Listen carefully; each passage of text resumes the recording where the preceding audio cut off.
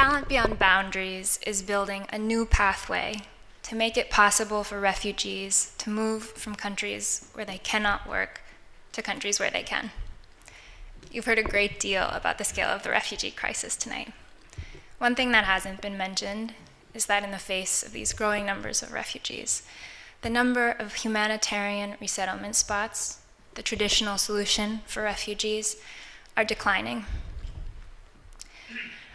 I think, as Tasha just mentioned, all of us are here tonight because we understand on some fundamental level that the system that the world has set up to manage refugees is broken.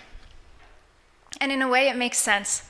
That system was set up in the 1950s in the wake of World War II for a different world than we live in today. The people building it, they probably couldn't imagine how many people in how many parts of the world would be forced to flee. They probably couldn't imagine that people would be living for years, for decades, for generations, in countries that cannot support them, where they have no access to work, where they've got no pathway to citizenship. And we're here because the solutions that they designed then aren't enough for us today. Talent Beyond Boundaries is building a new solution that makes it possible for refugees who can to move on the basis of their skills to jobs in companies and countries that need them. And when we first started this, conceptually it seemed so simple to us, and yet we faced a lot of skepticism. First, we were told, okay, but all the refugees who had skills, they're not stuck in those countries anymore where they can't work. They've made their way to Europe, they've made their way elsewhere. So to answer that skepticism definitively, it will be no surprise to the people in this room that when we went and we looked, of course people have skills. We created a first of its kind talent catalog where over 10,000 refugees shared with us their professional backgrounds. And there's the range of skills from computer engineers, software developers, healthcare professionals, butchers, tailors. Then people said to us, but you aren't going to be able to find companies who are willing to move those people halfway around the world.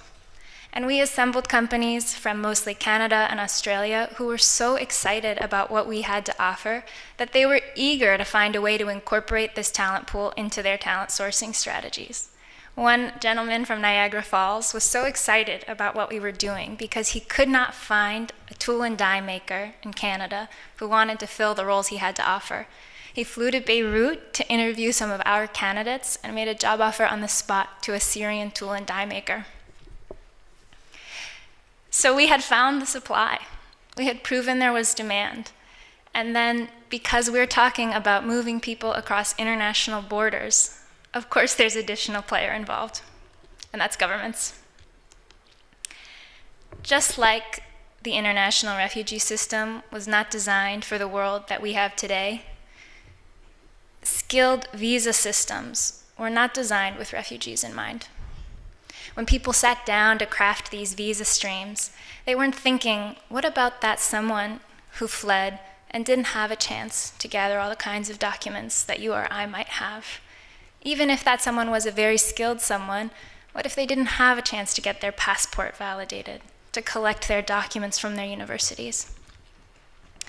So we've created partnerships with the governments of both Canada and Australia to identify and overcome those unintended barriers that make it difficult for refugees to move on the basis of their skills to jobs.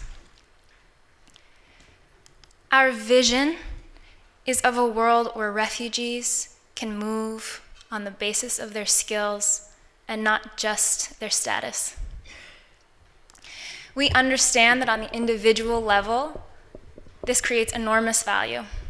The average job offer for our candidates is $45,000 US. The average age of someone with an offer is 30. If that person works till retirement with no raises, that's over $1.5 million in income generated for refugees and their families. A third of which will go back to the government that made it possible. The families that we're working with are not only moving to greater opportunity, but they are part of expanding the number of ways that it's possible for refugees to move to rebuild their lives. Our work is to open these pathways not just for the refugees we work with, not just for refugees today or next year, but the year after and the years after that. We now are working in Jordan and Lebanon, but there are 25 million refugees in the world, 48% of whom are working age. If just 1% of working age refugees each year could join the global labor market and bring their families along, that's 500,000 people.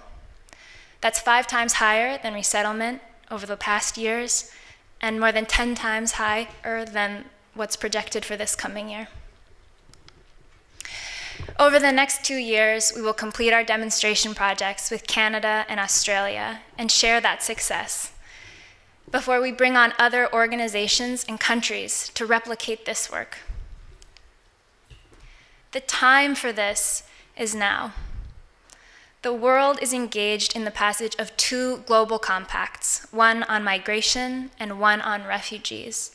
The international community is recognizing that when you expand the number of ways refugees can move safely and legally, that's in the interest of the secure, more just world that all countries have an interest in creating.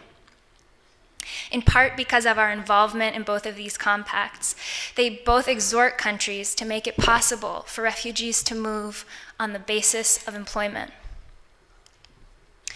Our end game is government adoption, for governments to make it possible for refugees to join in the global competition for talent, and for companies to be able to recruit from that talent pool that will now be visible to them, and for additional organizations to begin facilitating labor mobility for refugees to meet their protection needs.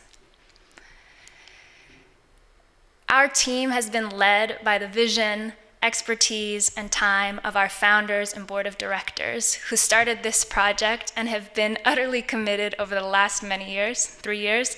I want to recognize Bruce Cohen, who is in the audience here today and is the co-founder of Talent Beyond Boundaries and board member. We have raised over $6.5 million to date in government, foundation, and private funding from our board and others.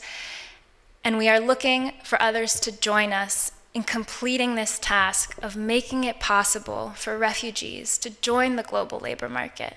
We're seeking $750,000 to complete our demonstrations in Canada and Australia, and an additional $1 million to spread this possibility around the world.